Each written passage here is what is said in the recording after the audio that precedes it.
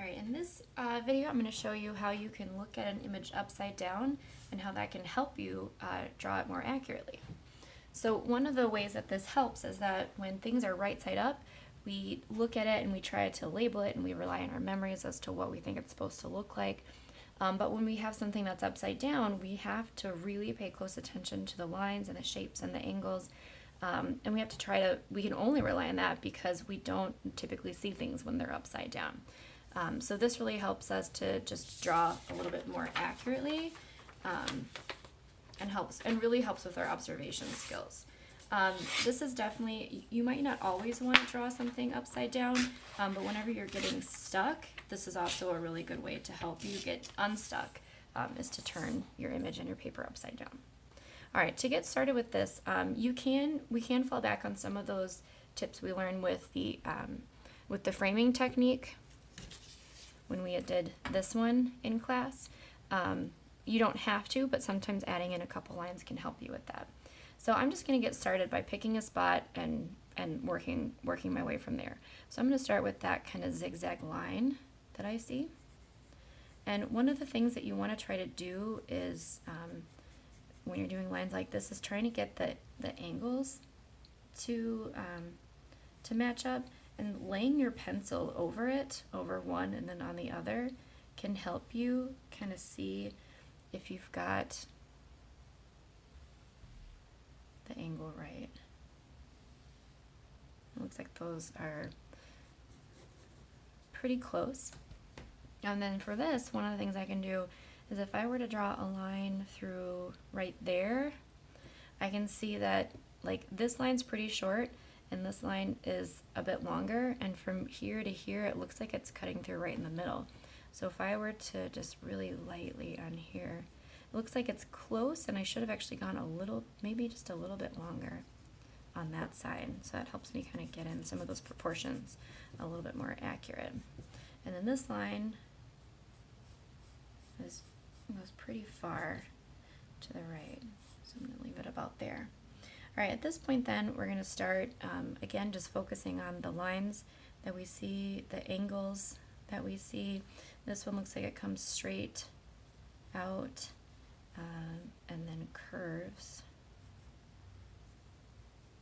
Maybe back up a little bit here. Usually when I'm doing this, I try to keep my lines really light and sketchy because I know I'm not going to make the marks right the first time always, and keeping it light. And notice I'm not just doing like a solid line, I'm kind of going like slowly back and forth over it, and that helps me make adjustments as I go. So I see this is just kind of a scooping line that comes down past the point. So scooping line comes down past the point. From there, I see a horizontal line. So I'm going to draw that, and then it just kind of curves straight down to be vertical. And then it kind of does it again, but it's a little longer than next time. So another horizontal line curves to be vertical and is a little longer this time and rounds out over. This horizontal line is longer than these two. I'm going to make it a little bit longer, and then again rounded. And now I've got to try to figure out like how far back this line is supposed to go. Like, do I go like to here? Do I go all the way to here? How far back is it supposed to go? And if I were to do a line straight up right here, I can see that it cuts through right in the middle. So if I were to do a line that really lightly cuts through the middle there, I know that that's where that line's going to end. So that gives me something to go on. So I can try to get that placement right. If I were to look on the other side, it looks like this line curves back past it. So I'm not, well, I'll just do like a really light line because you're going to want to end up erasing those. This line kind of comes back and past it and then down.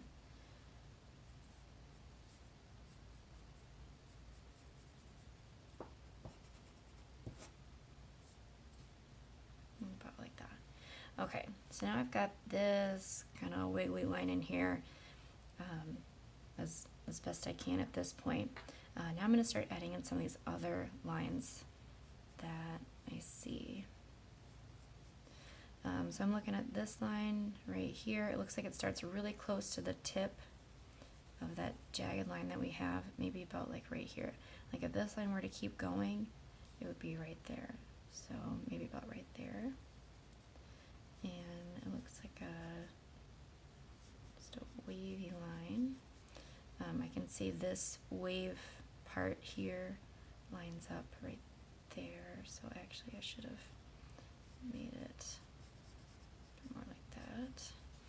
And this part is like that biggest area right there.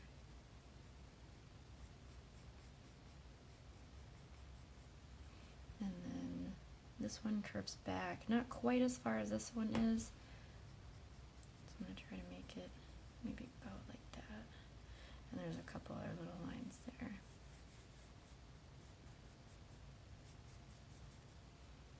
Alright, although these lines go past that.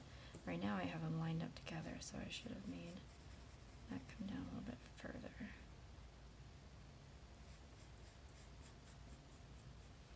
Probably back a little bit more too. That's why I try to keep my lines just sketchy, because it's pretty rare to get everything right the first time.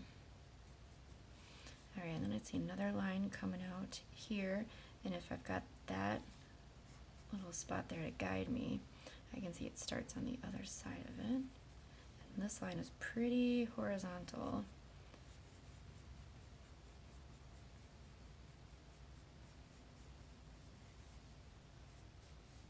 There's another really light one right there, and I'll try to get it. Alright, and then on this side, this one's pretty far down from here. So I'll probably start like that.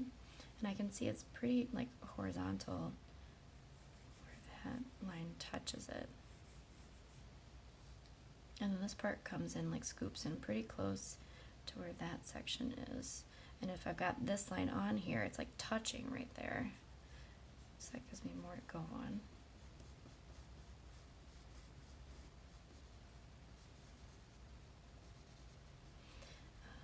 If I were to look at where this one touches, it's kind of close to where that corner would be. So maybe about right there.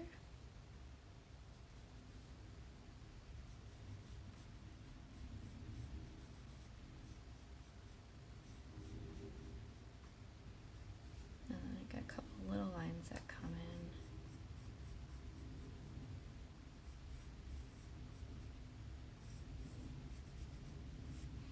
And then a little extra one right there. Alright, so maybe about like that. Got a few more lines to put in. I've got the eyebrows that go, I'm guessing maybe, oops, I just labeled it, didn't want to label it. Alright, I've got a line that's diagonal down that way. And another horizontal line right under that one, with a little slightly curved line just to the right of it. And then this line seems to kind of curve down right there, and it starts where that part probably is on furthest touching on this side. It's about right there.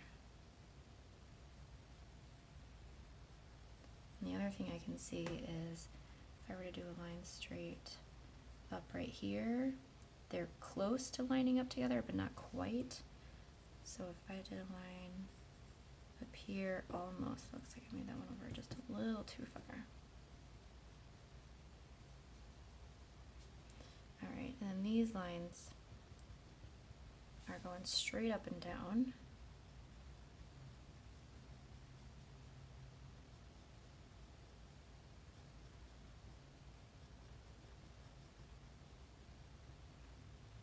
About like that.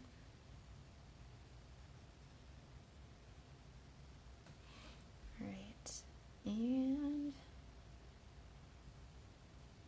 I think that might be it. So this is where you would then turn it right side up and look for anything that you need. Oops, I forgot a line. Forgot that one right there. Alright, So for this one, it looks like it's kind of connected right there and angles down. And goes to about right there maybe. Alright, so now I'm going to flip it over and look to see what I need to change, what looks accurate. It looks like this shape right here looks a little off on mine. I'll probably go back in and adjust that a little bit.